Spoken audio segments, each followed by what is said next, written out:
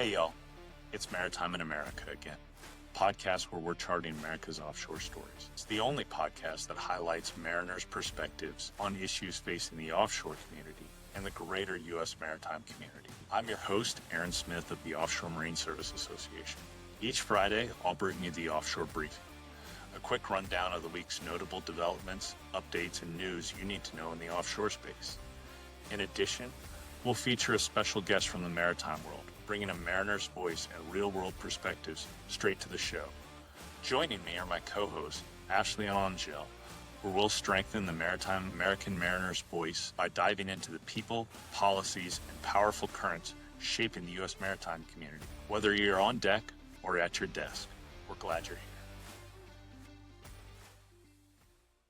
Welcome, everybody, to Maritime in America. As always, I am your host, Aaron Smith, and with me, as always, are Angelle Johnson and Ashley Smith. Doing something a little bit different here versus the other Maritime in Americas that we've done. I wanted to do a little bit of an intro here, just the three of us, before we bring our special guest on, just to kind of talk, and actually to a little bit behind the scenes. We're actually recording this intro after we spoke to our guest because I kind of wanted to talk about what we talked about with our guest before for listeners, but after. Right. And this is interesting. I know. Afterwards, when we cut off, he's like, well, I hope that was interesting. And I was like, I feel guilty that we kept making him talk because it kept going on. I also would like everyone to know that the world can handle two Aarons in one podcast. Yes. Yeah. So our special guest we're going to have, and you're going to hear from him in a minute, is Aaron Valure, who is a DP instructor with the Marine Training Institute, which is part of the Buyer Integrated Systems family of companies. If you remember from the Workboat Show episode where we recorded from the Workboat, we recorded from the Buyer booth. Aaron is a fascinating mariner. He talks about his history coming into the industry, how he found out about the industry, and then how he transitioned to a shoreside role in DP instruction. Really fascinating. One of the things that I loved, he talks about the number of women coming into the industry. Yeah. I did not expect that answer. That was great to hear. Ashley or Angelle, any things that you think listeners should listen for? I just love the practicality of the way he's talking, which I think is super important nowadays more than anything, of how he, you have to have the practice. Yes, you can learn on technology and DP, but you have to know what you're doing because technology is only as good as when it's working. Yes. Oh yeah. It's just refreshing to hear people say that are teaching the next generation, like instilling that in them because it needs to keep. And I feel like the younger generation, and I can say that even though I am the youngest one, second to youngest on this, they're relying on technology so much, like it scares me. So no, but to hear a DP instructor who works for a DP manufacturer say DP is not the answer to every problem you're going to have offshore. Right. It is That's helpful and amazing. It isn't so I just was like, that was my big takeaway. Good point. I love it. Angelle, how about you? I thought that it was a very interesting conversation. We didn't even get too deep into the instructor part. So maybe round two with him. Yeah. And then you could just geek out with them. I mean, before that, I do think like his background and his experiences as a DPO, his insights was very interesting. And I'm excited for the listeners to hear his DP story. Yeah. Yeah, it's a great DP story.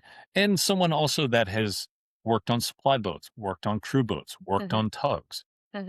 Someone that deals with a lot of people who have come from blue water shipping. That's an interesting perspective where he has worked on a lot of different types of work boats. I think that gives an interesting perspective as well. Well, good. Well, hope everyone enjoys, and everyone please welcome our guest, Aaron Valure with the Marine Training Institute. Thank you.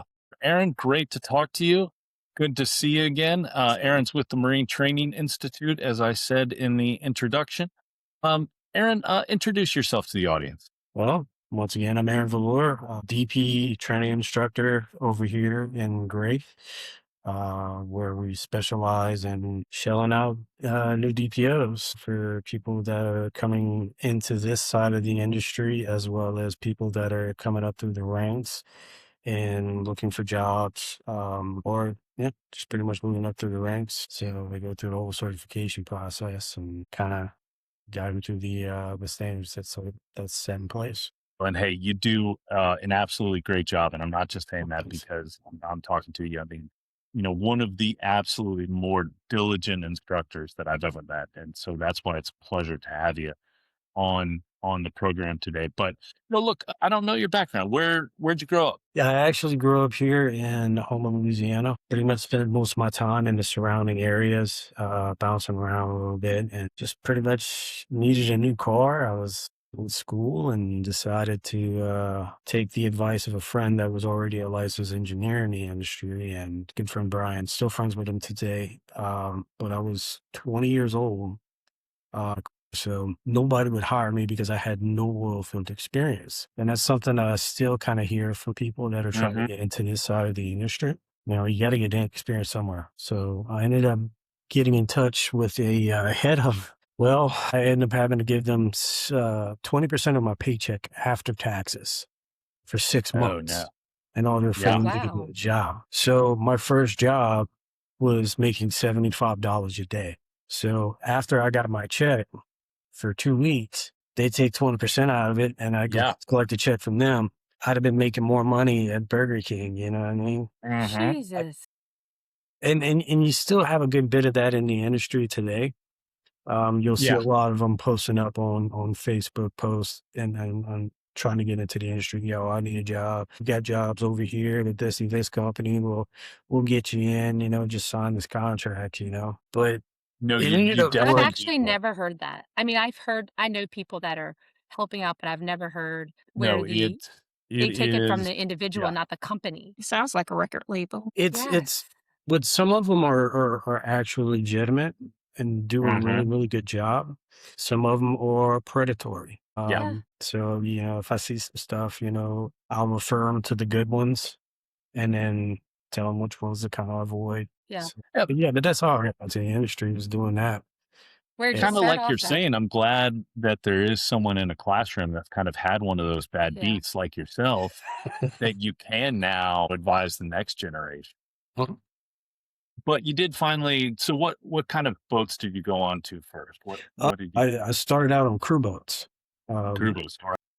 Yeah, working out of Morgan City. Yeah, I was not prepared for what I was going into because there's a lot of people that really don't have their full mind or really can grasp what is out past the sea buoy. And it's really eye opening. Even down here, people will say, "Oh, yeah, I work on a boat." Well, a surprising large number of people only think there's only like 2 or 3 boats. But really, there are hundreds. But once I landed on a boat and then we saw what I was getting myself into, I just so happened to like it. It's a 12-hour shift. You do a little cleaning, scrubbing some toilets, sweeping and mopping the floor, make sure the captain's got plenty of coffee, check on him, make sure he's got a pulse every couple of hours. It's what Angelle and I do for Aaron. Yeah, they do. Except without the making sure I have coffee part. You do it yourself. It really kind of blossomed from there. Eventually, I started seeing these little smaller boats running up and down the bayous and the rivers. And I was like, well, what kind of boats are those? The captain I was working with, he goes, those are tugboats. He goes, you don't want one of those boats. They're boring. Like, it's in the middle of the wintertime. I'm getting tossed out of my rack on this crew boat in rough seas. I'm like, I want some of that. So I ended up going inland and working on a tugboat. And it was much smaller. Crew sizes, it was just me and the captain on the boat. We only worked a 12-hour shift, tending to this inland drilling rig. It was the guy that I was working with was a guy in his 80s, old guy. You walk up there and he's talking Cajun French. He's probably complaining about me not sweeping the floor right or something. He'd be down here. I didn't grow up speaking Cajun French or anything of that nature, but it ended up being a really eye-opening experience. And then stuck with it a few years and I decided to go get my license. I kept moving along from there. So it's been a really fun experience and you meet a lot of interesting people along the way. Yeah.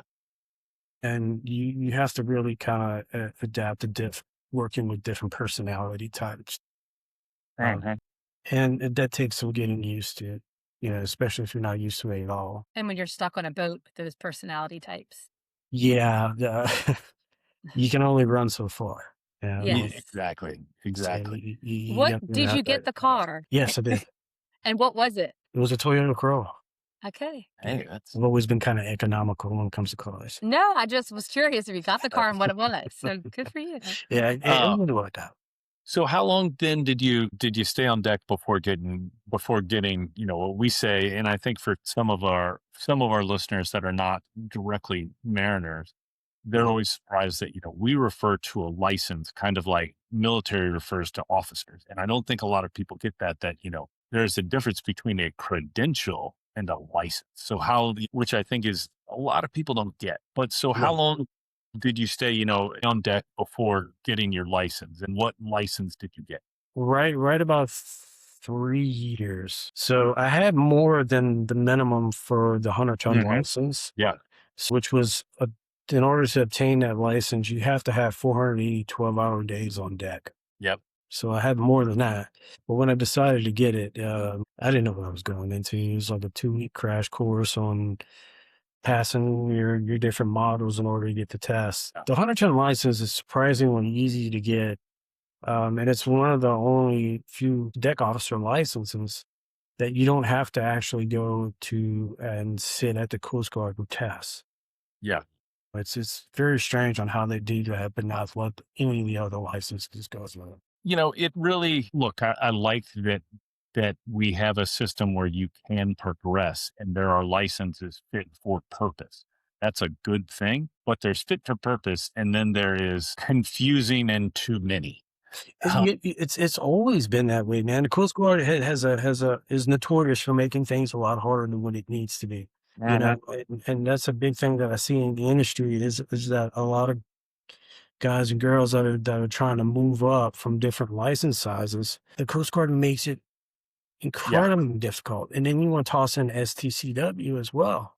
They're Yeah. throwing these additional courses, and a large majority of the stuff that you're learning, you are only learning it to pass for the test for the license. A lot of that stuff you're not ever really gonna really use in real life. You know what I mean? And it's good to know that knowledge, but a lot of people just learn it just to pass the test, and they just do a data dump. Well, and I feel a lot of that is that the Coast Guard's answer to everything is a course. And, I think you probably, even as a training provider, would agree with me on this, that not everything should be a course, that the on deck, the OJT learning Yeah. can be sometimes a lot more valuable than sitting in a course to prevent what you're talking about there, that just teaching to the test, learning to the test type style, that just gets, all you do is get the ability to pass the test, not get useful knowledge. And we Sure. have this conversation with every single guest like yourself, and everyone says the same thing. Like Yep. it's really, at what point is it going to be taken seriously? Like we need to rethink these. And it's not like we've had people of every license size and every license Yes. type on here. So it's not like we've just like selected one set of licenses. Every license across, And everyone they all say the same thing. right. Yeah. Good Right. point. I only can say this because I am so far removed from all of this. Fresh eyes. Yes. And it's everyone saying the same thing. How long then did you sail under your license? Oh Lord, man, almost 18 years. Wow. You're looking good for I was sailing just that about to long. say, shut Yeah. up. I was going to say like 5 years. Like what are we No, looking at? no. Actually, I was going to say something. I was like, nope, you're not allowed to ask people their age. So yeah, I sailed a good bit. I was a notorious person for working over. So majority of my career, I would do 28 days and then take 14 days off. And then it got to the point where I was doing 6 weeks at a time, 8 weeks at a time. And it just got out of hand for a while. And it's very easy to kind of let that happen. Especially being that I didn't have kids, I didn't have a wife or anything, you know what I mean? So a lot of people are nowadays that I'm seeing a big trend in is that people don't want to work all the way. They just want to do as less time as possible. So this is why you start to see a lot of companies offer even time. So Mhm. theoretically, you're only working 6 months out of the year, and you're Hmm. still making really, really good money, even on deck. Well, if you get like an AV credential, where you're just chipping, painting, cleaning, basic stuff that needs to be done on a boat, you can still knock out right at over six figures and Yeah. not have to go to a 4-year college. You don't have to get an associate's degree.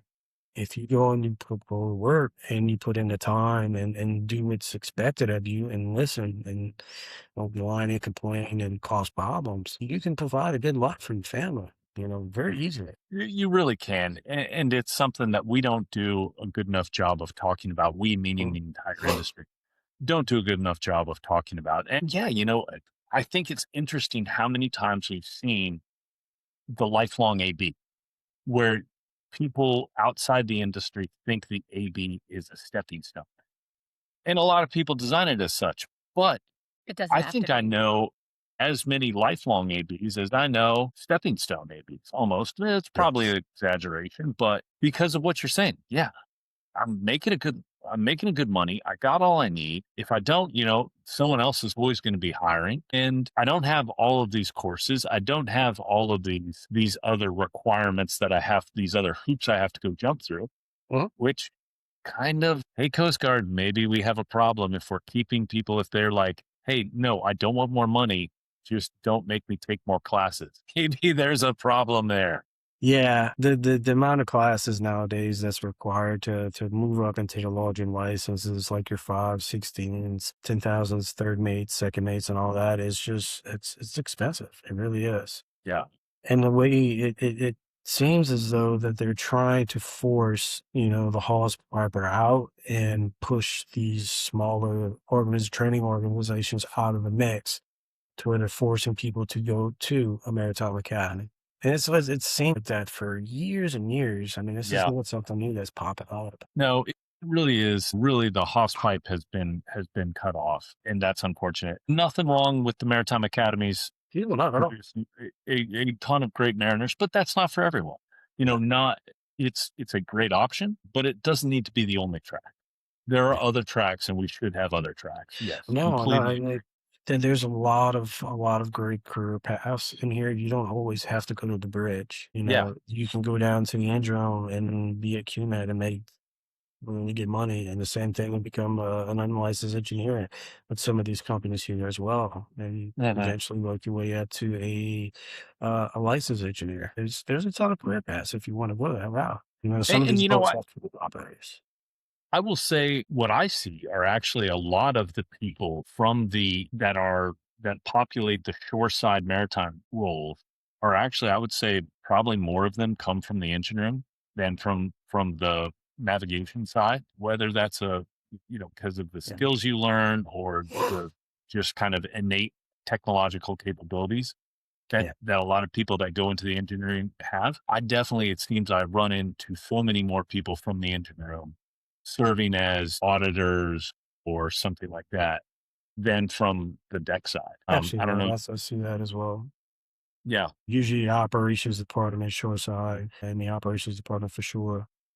Yeah. But the fact that there's really nowadays with a lot of even larger companies, nothing against it. Some of them do a really good job. Some of them it's questionable. There's not enough mariners in the office per se in today's other companies. I mean, that's a problem. It becomes this power struggle that I've seen over the years, where if it weren't for who would have a job, right?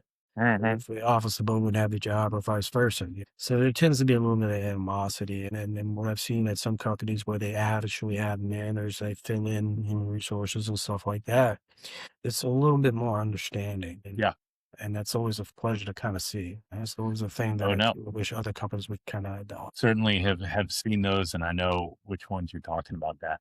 So what made you decide, especially as someone who did always work over, and what made you then decide to come shoreside?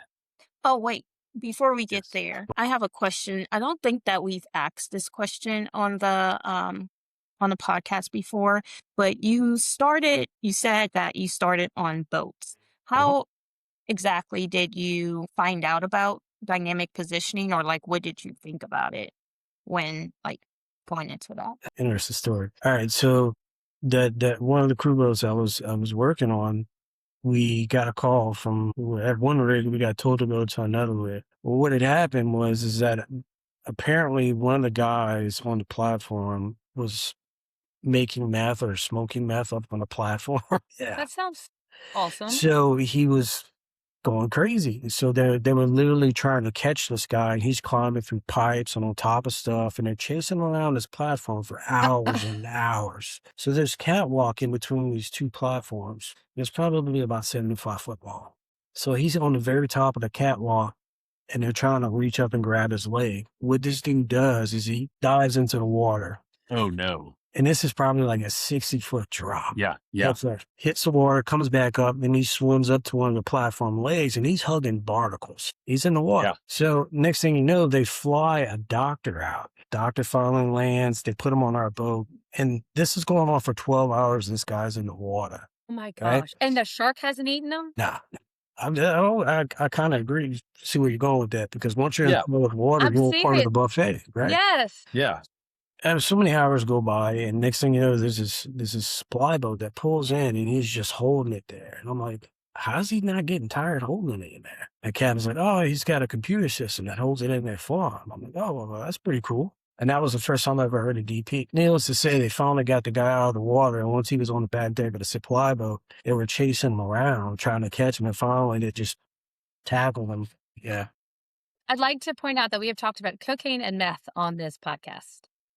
2 for 2 in the last 2 Maritime in America. The industry's attitude towards the wildness and the buffoonery and the shenanigans has definitely changed. Oh, for Yeah. sure. But the cocaine had nothing to do with maritime on our last podcast. Yeah, if you listened. that was just an analogy I was That was a making. And it terrible was a good one, I analogy. will say. So yeah, when you spend time in the industry long enough, you hear about stories like that, or you Yeah. experience stories like that, or live it out. Have you Um, experienced other people getting in the water like that? Him on Mhm. meth is like whatever. It's him jumping in the water and chilling in there for 12 hours and not being eaten by Yeah. something. I mean, the fact that guy did that was wild, because I mean, Yes. generally you're gonna have barracudas and all kinds of Yes. other stuff in that water. Mm-hmm. Wow. Wow. That Yeah. is an interesting story. I might have to take it for a true crime in October. That's Right.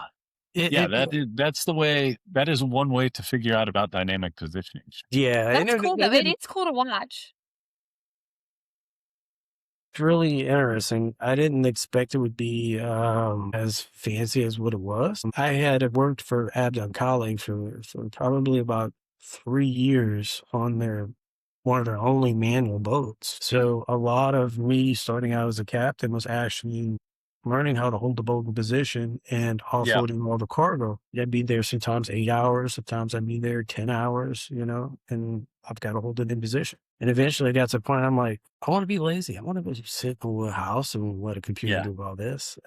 I finally Well, talked to the and so office for people about that it. don't and they're like, understand, like, "Yeah, explain you that gotta go take DP. Do it. when you're on manual control, explain for people what that means, how you're holding the boat in position.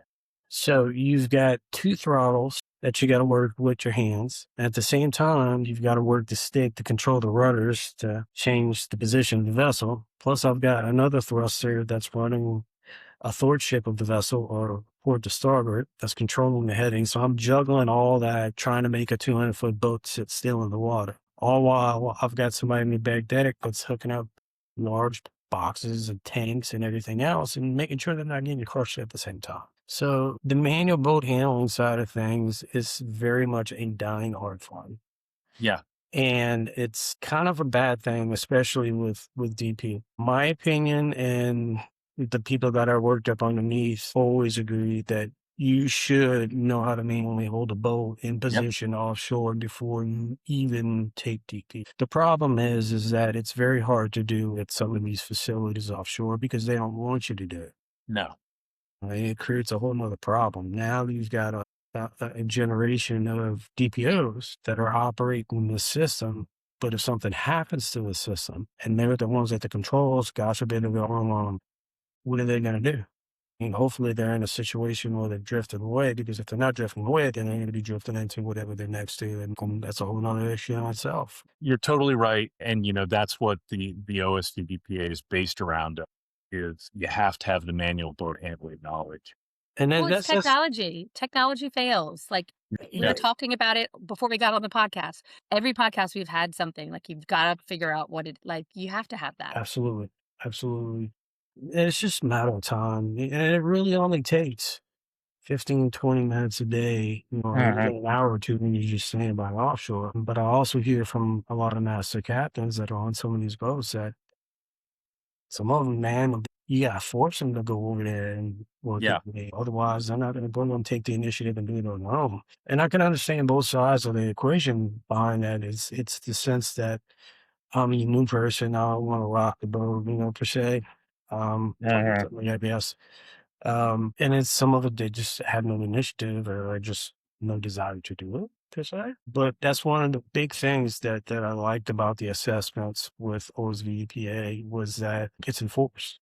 You know what I mean? It's you're kind of holding their feet to the fire. As to where with another organization that y'all have been manuals, it's just automatically assumed. Yeah. Well, That it's shouldn't be allowed. Again, their system was not built for supply boats. Their system was built for drill ships and dive boats that were never not on deep. So, that's the difference. And when you have those two different start points, you get the two different endpoints that they have. That's very true. That's very true. Because this all originates from two vessels, the Cuswell and Sherry Rica, which were eventually. Are y'all going to start nerding out about DP? I'm really going to be left out with you three. Yeah. Come sit in for a class. I'll give you the rundown. Oh, when they talk about it, I can't help you yawn, literally. It's not too bad. It's not fully death by PowerPoint, but it's pretty close. Lots of caffeine. It's just all the words and No. Terminology, that's a big pain right there, because depending on who you're talking to, some of the terminology from this stuff, they have 2 or 3 different names. And people think about this. 2, if you're lucky. Having written the OSVDPA competency standard, and just how many arguments we had over what pieces of equipment were called what. Yeah, it's funny. And it really is funny. Yeah, you get, because then just different manufacturers call it stuff, and then they have their different trademark terms. And then they just have different terms. And some of them are stupid. Like the computer is called the human machine interface. That's the worst term. Yeah, there's been a big push on that one, man. A human machine interface. There used to be man machine interface. Everybody just calls it the operating station or the controller. Yeah, it's just... My neighbor calls the ATM the bank machine. Sounds like that. And I make fun of her and tell her she's old. Yeah, no, it's that sort of terminology. So what do you like now about teaching the next generation? Yeah, that's what I want to know. Tell us how you transition first. Good call. Thank you, Angelle. So I got off of supply boats, went on tubs, and COVID came around, and I'm just like, I don't really trust the idea of how fast they push that vaccine. Not to get political or anything, companies were pushing it, making it mandatory in order for you to go to work. You had to get this vaccine. I was like, but over the year, there's things that you have to do to advance your license and really add to it to make yourself more useful within the company. And I so happen to have taken a couple courses over here over the years. There's that bit of a relationship already established. So I saw that they had an ad out for looking for a digital instructor. I kind of reached out and said, yeah, that'd be kind of nice to do that one day, possibly. And they said, hey, you're perfect. Come. So I went through the whole process of getting certified to be able to do this, which was a pretty long process, pretty much 5 years now. Wow, I can't believe it's been 5 years already. Yeah, it flies by. And just something, because they're not around anymore, I think we can say this, but why is there still, what are we, 8, 9 years later? No, even more than that now. Why is there almost 10 years later still just a cabal of former Abdonkale people that are sticking through this industry? What Why that company, I will say, for the size, they have if Abnon Collie were to form today, Oh like my I God. think probably 10% of the fleet from other people would just be like, nope, see you go. I'm going back joining that. Yeah. Why? Um, Well, first, do you agree? Second, why? If you believe that. Calais had 50 boats, 50 plus boats. It's larger than you think. Yes. They were constantly pushing and pushing and pushing and pushing. And when Peter was alive, and then when Bill took over, that things continued. And it got to the point where these 100-ton boats were really competing with the larger big dogs down Yeah. in Fouchon. They were able to offer a really good product for a fraction of the cost and could still pretty much cover the same basis. And not many companies can do that. As far as wise people would go over there, would go back and say, would reform, it was the people there. Some people kind of felt like they were a number there, but I think if it's with any company, if you show your face and introduce yourself and you work to develop relationships, you get past that number thing. But for me, it never really seemed like I was a number there. They let the captains run the boat. Yeah. If you had problems with somebody or something, pick up the phone and then we take care of it. A lot of the office personnel were mariners. Yep. And you have other companies that are out there that are very close to that are on the 100-ton side. The closest thing that I see the guys that I work with over at Calais, they're over at Adriatic, which is another good company. Yep. No, great company. See the Odyssey guys have that same sort of, have that Calais, everyone who works there forever. You have some of the big companies have that as well. The auto guys. Yeah. Auto Quest Kings guys. is another one. You have people that have, get their first deckhand and get their 6-issue Masters 1600 tonner ECO the whole time. Yeah, you see that at every size, but man, those Calais guys, it seems like they are still like this cult, and you run into not weird, but just like you run into so many more than you think you would from that cult. Yeah, so many people worked But that's over a good there. thing.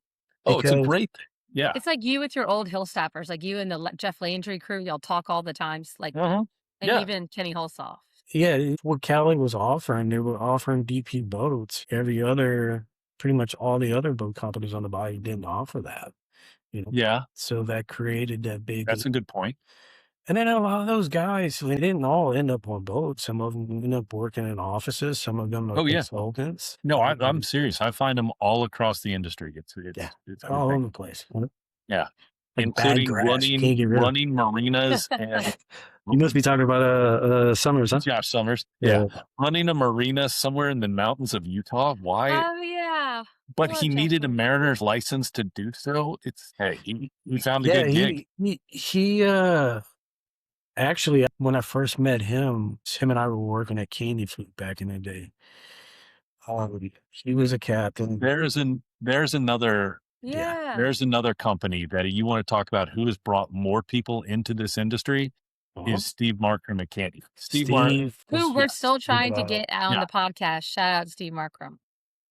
Markram was a good dude. There was a promotion video from the early 90s where there is a captain talking. You can still find it on YouTube. There's this captain talking about how, I got into this industry because of Steve Markram. And that video is from like 91. And it's still true today. Calvin Gaines was first hired by Steve Markram. Mm-hmm. Really? Yeah. He did he work at Laborde? Yeah. And he's been with Laborde forever. Yep, but his first job was Steve Markram. Was it maybe week before last, and had to take care of a couple of things here, so I was able to kind of speed run for a few minutes. Yeah. Really nice guy. The best. Yeah. We made him our poster child because he literally is just. Yeah. I was like, I'm obsessed with him.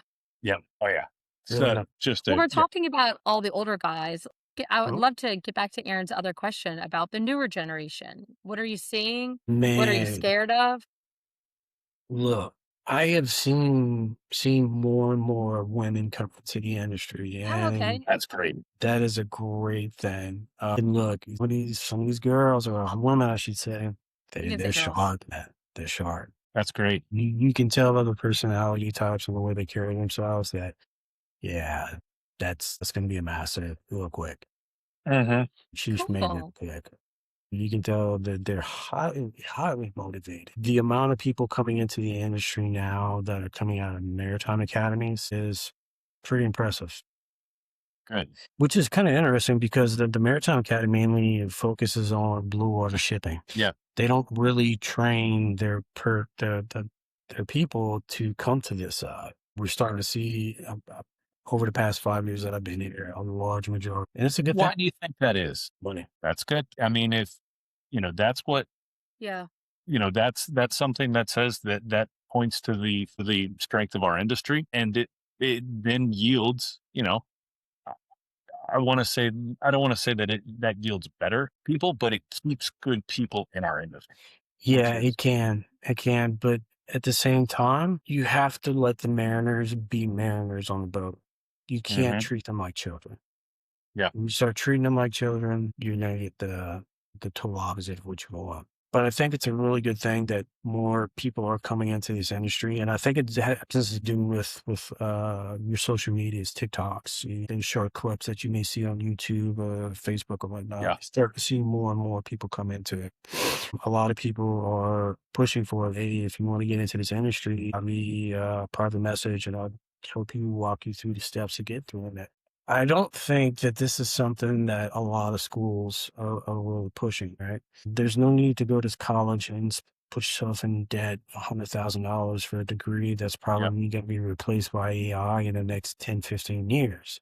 Yes, we are going to see AI into this side of the industry, but Yeah. I don't think it's going to be to the level where you're going to have to worry about your job. Right? This is still very hands-on blue collar work. Yes. Yeah. Well, and look, I think that some of the people that will, maybe not during my career, maybe not during your career, but some of the people who are sitting in your classroom now, I will bet they will run a DP system from an office someday. Scary. I've been saying that over the years. Yeah. There's already a company out there that built a fleet of boats that can Mhm. be completely autonomous. Yes. And the first thing that it allowed them to do is reduce the crew numbers. That means they have to have less people on board. Is it DNV just approved Kongsberg design for a completely unmanned engine? Yeah.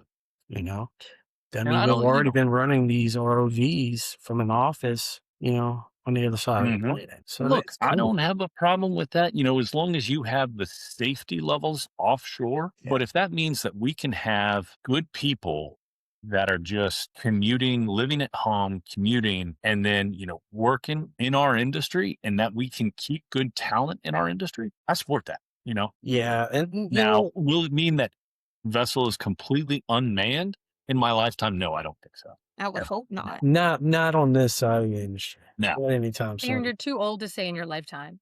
That's not that long. That part's true. Plus, I might just get killed in my sleep by someone here. The dog. Anyway, we digress. Proceed. So, but we are seeing like these coastal ships, over in Europe that are unmanned, that are running from Yeah. seaboard to seaboard. Yeah. Blue water, yeah. I mean, IMO's getting ready to drop, if they have not already dropped the mass document, which is going to be for the autonomous shipping. That's not going to be an overnight process. Those are large investments. The closest you'll see to that is maybe they might start converting older vessels to have these types of systems, but they're still going to need to be babysat. Yeah. No, definitely. And like we're talking about, there's always going to be technological challenges Yeah. that need to be addressed. I mean, I don't think people understand how many issues you have on a DP system on a daily basis. And that doesn't mean, Yeah. it's not working. I mean, some There's- weird problems no one thinks about. Like, Ashley and Angelle, did you know that if you're No, the answer is connected no. to the GPS system, if you're beaming off a GPS satellite, that's where the horizon is during sunrise, you start to get a scatter effect, and so that GPS will start walking you away from where you should be. The only reason I do know this is we talked interference. about it on a podcast. We talked about it with someone on one of our podcasts. Oh, So Finally have Might have that. been Rick Spade, someone. to kind of touch on that a little bit, basically on ionospheric interference, which is basically your atmosphere heating up and cooling down, right? And the main times where this happens is going to be at sunset, sunrise, Yeah. right? And you'll see it on the DP screen, like your position references will start to spread apart. And that's where you just gotta kind of pay attention a little bit more, or maybe shift the weight of the position reference system onto another one that's going to be a little bit more stable, or something like a Yeah. laser-based system or a microwave-based. The next time y'all come down, bring your wife. That way we can No. sit her down at the console. Nope. No, because I also, in fact, get extremely motion sickness. I Oh, sat yeah. in a simulator at, where were we at? East- ECO, and I Oh, yeah, I that's a left full the mission room. I simulator. That's a different vomited. animal. Like, I literally left the room and vomited. Yeah. Just sitting there. I was like, I mean, I felt it was awful. I still scarred and embarrassed. The first time, look, look, the many years that I worked on a boat, the first time I went into a full mission simulator, I got seasick too. The instructor decided to mess with us and put us in 30-foot seas in San Francisco Bay. Everything was just moving. Literally, I just bolted out of the room. Yeah, the visuals are moving, but your feet aren't. Yeah. So I have more trouble in a simulator actually than on, but also kind of talking about how, the differences in maritime. Actually, when I was with Captain Spade up sailing out of New Bedford a few times that I went on the vessel he was on the Jones Act Enforcer when we had it was, I've kind of gotten used to Gulf waves, and I did not know how different Atlantic waves were because the period is so much longer. Yeah. Where, Gulf, everything's stacked up. You're either going up or you're going down. Always a big difference. It was freaked me out because you go up and then you wait a long time. It will definitely mess with you. It was more it was different. And the guys up there who have worked up there say it's a different set Even of like movies. Ugh. Yeah. So speaking of movies, there's that movie that came out last year, The Last Breath. Yeah. I refuse to watch it. Really, I haven't seen it. I haven't even heard of it. And we watched the documentary on it. Great point about that. And going back to what you talked about I watched manual the documentary? control. Yeah. So in that, it was a DP incident. They so every DP system, this is really nerd out, but every DP system has a joystick that you can control the vessel by. And then if that fails, you can go to manual control, or you can go to what's called the independent joystick, or IJ. On that vessel, the crew forgot they had an IJ. They just forgot that they had an independent joystick. Yeah. And were trying to control the vessel on manual control and couldn't, and nearly cost a diver its life. Yeah. Yes. I pushed that during the phase 1s, phase 3s, basics, and advances as homework. That way they have a real understanding that this can happen, even though what happened to that boat was never supposed to happen. No. Never. All the safety protocols in the world, and it crashed out. Yeah. I remember the documentary. Yes. Yeah, the documentary. I watch way so much TV that I forget what I watch because I watch the documentary is very good, and the documentary covers it. Movie. I love documentaries. Yeah. No. But yeah, I was yelling and screaming at the TV. Oh yeah. No. Yeah. No. We actually, when we started OSVDPA, that was one of the incidents we thought of because of what had happened and the lack of understanding about what you should move to, and then the meaning that they should have taken control versus the independent joystick, but then that they weren't, even if that they forgot about it, which is still manually horrible. handle it. Still could not manually handle the vessel. Couldn't keep it anywhere near where the diver was, and that's what ripped those, or what pulled him over the manifold. So speaking of such, speaking of killing someone, yes, Angelle. No. Decision making. I'm connected with on LinkedIn. Decision making plays like a key role in DP. So how do you instill that, or how do you help your students develop that skill or instill that in them? Angelle asks actual. I know. I'm just here for the party. Look, I'm honest with them. and tell them like, look, 10 years ago, we were doing this when we shouldn't have been doing it. 15 years ago, we were doing this when we shouldn't have been doing it. But it's not 10, 15 years ago. If you do these types of things, you're going to have these types of reactions, and it's going to cause problems for you. So being open and transparent about accidents I've seen over the years, things that's happened with me, you know what I mean? It's just like the old saying, there's two types of captains, right? There's captains that have ran aground, and there are captains that are going to run aground.